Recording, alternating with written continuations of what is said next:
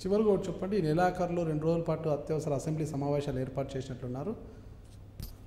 చేస్తారు. ఆ సమావేశాల్లో ఈ ఉప ఎన్నికకు సంబంధించి మీరు ఏమన్నా మాట్లాడే అవకాశం ఉందంటారా? ఎవరికి టికెట్ ఇస్తే బాగుంటుందనే అంశం.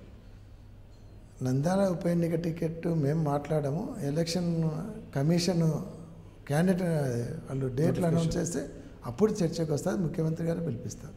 మేముగా పోయి చర్చించేటువంటి 2 రోజులు అత్యవసర సమావేశాలు ఎందుకు పెట్టారంటారు? జిఎస్టీ బిల్ కోసం. ఓకే, జిఎస్టీ పాస్ చేయడానికి. ఇప్పటికే కేంద్రంలో ప్రధాని మోదీ గారు కొత్త పదవిని తీసుకొచ్చిన ప్రణాళికా సంఘాన్ని రద్దు చేసి నీతి ఆయోగ్ ద్వారా నిధులు ఇవ్వాలి అంటున్నారు కదా, దీనివల్ల లాభం అంటారా నష్టం అంటారా?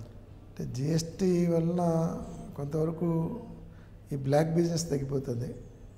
జిఎస్టీని మనం పక్కన పెడితే ఇంతవరకు ప్రణాళికా సంఘం నుంచి నిధులు వచ్చేది 13th ఫైనాన్స్. అంటే వాళ్ళు చెప్పేది అంటే ప్రణాళిక సంఘం ఉన్నప్పుడు ముఖ్యమంత్రులు ఢిల్లీ చుట్టూ తిరిగి అడుక్కునేటువంటి పరిస్థితి ఉన్నది. ఇప్పుడు ఎవరి వాటా వాళ్ళకి ఫిక్స్ చేస్తాం కాబట్టి వాళ్ళు ఢిల్లీకి వచ్చి అడిగే పరిస్థితి లేదు. మీ వాటా మీకు డైరెక్ట్గా వచ్చేస్తుందని చెప్పేస్తున్నారు. 2019లో ఖచ్చితంగా కర్నూలు నుంచి మీరే బరిలో ఉంటారు, మీకే టికెట్ వస్తుందని నమ్ముతున్నారా? డెఫినెట్గా ఉంటాం. చంద్రబాబు నాయుడు గారు హామీ ఇచ్చారు, నేనే బరిలో ఉంటాను, టికెట్ నాకే ఇస్తాడు, ప్రజలు ఆదరిస్తారనేటువంటి నమ్మకం కూడా ఉంది. ఇచ్చిన హామీలన్నీ నిలబెట్టుకుంటారంటారా? చాలా వరకు.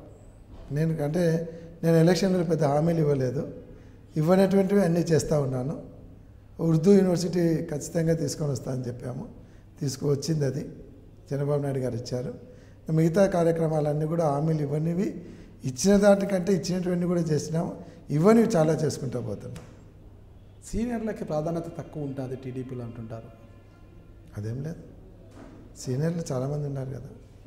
చంద్రబాబు నాయుడు గారు జగన్కు చంద్రబాబు నాయుడు గారికి ఉండే తేడా ఏమంటే, చంద్రబాబు నాయుడు గారు డిస్కషన్ చేసి డిసిషన్ తీసుకుంటాడు, జగన్మోహన్ రెడ్డి గారు డిసిషన్ తీసుకొని డిస్కషన్ పెడతాడు. అది తేడా. అంతే తేడా అంటారా? ప్రాధాన్యత విషయంలో తీసుకుంటే ఇటీవల క్యాబినెట్ విస్తరణలోనే బయటపడింది, సీనియర్లందరికీ కూడా మంత్రివర్గంలో చోటు ఇవ్వలేదని చాలామంది దూలిపాల నరేంద్ర అలాంటి వాళ్ళు అడిగారు. ముఖ్యంగా తీసుకుని అనంతపురం జిల్లాలో ఎమ్మెల్సీ ఎన్నికల్లో ఆశ చూపించే అసలు గడ్డం సుబ్రహ్మణ్యం లాంటి వ్యక్తులకు మొండి చేయి చూపించారు. మరీ అనంతపురం జిల్లాలో చాలా సీనియర్ నాయకుడు టీడీపీ ఎమ్మెల్యే ఉన్న ప్రభాకర్ చౌదరి గారికి కూడా అసలు ఆ ప్రస్తావనే లేదు. ఇవన్నీ కూడా మంత్రివర్గం అనేది ఈక్వేషన్ మీద ఉంటుంది.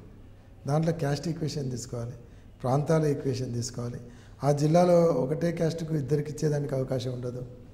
అంటే మంత్రివర్గము కూర్పు అనేది చాలా పెద్ద ఎక్సర్సైజ్, కత్తి మీద సాము లాంటిదే. అందరినీ సాటిస్ఫై చేయలేరు ఎవరు.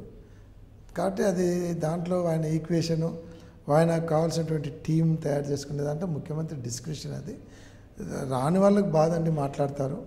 ఇప్పుడు కొన్ని జిల్లాలలో ఇప్పుడు ఉండొచ్చు, ఒక సామాజిక వర్గానికి చెందిన వాళ్ళు ఆల్రెడీ వాళ్ళు ఉన్నప్పుడు వాళ్ళని తీసేయలేనప్పుడు అదే సామాజిక వర్గానికి ఇంకొకరికి అవకాశం ఇచ్చేదానికి ఉండదు. కాబట్టి ఇటువంటి ఈక్వేషన్లో ఎవరికైనా ఇవి తప్పదు, ఈ కొద్దిగా అసంతృప్తులు అనేది తప్పదు. అది మామూలుగా ఫస్ట్ ఒక 1 వీక్ 10 days నెల ఉంటాయి, కామనే మళ్ళీ వెళ్ళిపోతుంది.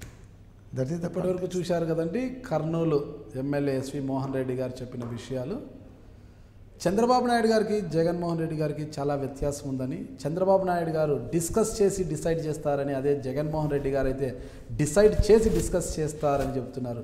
ఈ వ్యత్యాసం వల్లే అంటే జగన్మోహన్ రెడ్డి గారి వ్యవహార శైలి కావచ్చు, ఇకపోతే కర్నూలు నియోజకవర్గ అభివృద్ధి విషయం కావచ్చు, ఇవన్నీ కూడా పరిగణలోకి తీసుకునే తాను పార్టీ మారాల్సి వచ్చిందని.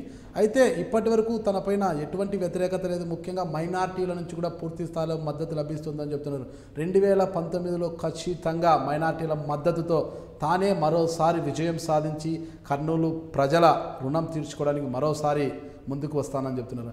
అయితే పార్టీ గతంలో 2014లో వైసీపీ నుంచి బరిలోకి దిగిన ఎస్వి మోహన్ రెడ్డి గారిని వైసీపీ జెండాను చూసి ఓట్లేసి గెలిపించిన ప్రజలు ఆయన ఆ వెంటనే టీడీపీలోకి వెళ్ళిపోవడంతో ఇప్పటికీ ఆయన మీద వ్యతిరేకత వ్యక్తమవుతుందని వినిపిస్తున్నా, ఈ వ్యతిరేకత 2019లో కనిపిస్తుందా, లేక ఎస్వి మోహన్ రెడ్డి గారు చెప్తున్నారు తన అభివృద్ధి తనని గెలిపిస్తుందా అన్నది కూడా 2019 వరకు మనం వేచి చూడాల్సింది. నమస్తే మోహన్ రెడ్డి గారు, చాలా విలువైన సమయాన్ని మాకు వెచ్చించి మా డ్రీమ్ మీడియా కోసం ఎన్నో విషయాలు చెప్పారు. మరొకసారి ఖచ్చితంగా మీ ముందుకు వచ్చి మరిన్ని విషయాలు తెలుసుకుంటాం. Thank you. మీ ద్వారా కూడా మేము ప్రజలకు మా విషయాలన్నీ చెప్పుకునే అవకాశం కల్పించినందుకు మీకు కూడా ధన్యవాదాలు.